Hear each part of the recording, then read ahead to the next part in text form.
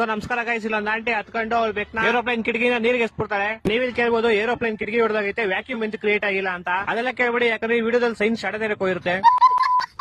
ಎಸ್ಬಿಟ್ಟು minty aunty ಅಳ್ತಾ ಇರ್ತಾರೆ. ಇವರೆಲ್ಲ ಒಳ್ಳೆ ಮದ್ವೆ ಓಡೋಗೋತರ ಓಡೈತಾ ಇರ್ತಾರೆ. ಇಲ್ಲಿ ನೋಡ್ರಿ, ವಾ ಏರೋಪ್ಲೇನ್ ಬೆಂಕಿ ಕ್ರಾಶ್ ಆಗಿ ಸಮುದ್ರ ಒಳಗೆ ಬೀಳುತ್ತೆ. ಏರೋಪ್ಲೇನ್ ನೀರಿಗೆ ಬಿದ್ಮೇಲೆ ನಾಯಿ ನೀರಿಗೆ ಬೀಳುತ್ತೆ. ಆಮೇಲೆ ಒಂದ್ ಬೆಕ್ ಸಿಗುತ್ತೆ. ಒಂದ್ ನಿಮಿಷ, ಸಮುದ್ರದ ಮಧ್ಯೆ ಬೋಟ್ ಅಲ್ಲಿ ಮಿಂಡಿ ಹುಟ್ಟಿದ್ ಬೆಕ್ಕೇನ್ ಮಾಡ್ತೈತೆ?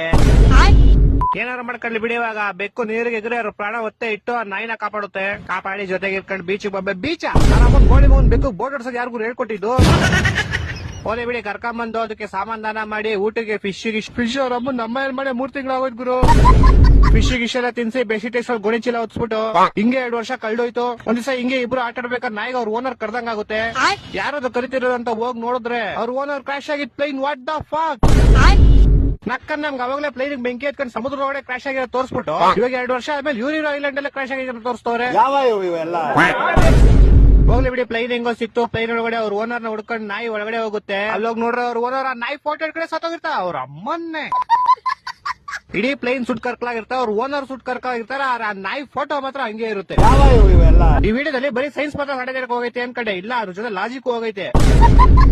ಹೋಗ್ಲಿ ಬಿಡಿ, ಹೆಂಗೋ ಫೋಟೋ ಇಟ್ಕೊಂಡ್ರೆ ಓನರ್ ಸಿಗ್ತಾರೆ. ಇಬ್ರು ತಪ್ಕೊಂಡು ಅವ್ರ ಅಮ್ಮನ್ ಮೂಳೆ ಹೆಂಗ್ರು ತಪ್ಕೊಳ್ಳುತ್ತೆ. ಹೋಗ್ಲಿ ಬಿಡಿ, ಹೆಂಗೋ ತಪ್ಕೊಂಡು ನಾಯಿಗೆ ಅಳು ಬರ್ಲಿ ಅಂದ್ರು ಅಳ್ಕೊಂಡು ಯಾರಿಗೂ ಗೊತ್ತಾಗ್ದಂಗ ಅವ್ರ ಓನರ್ ತಲೆ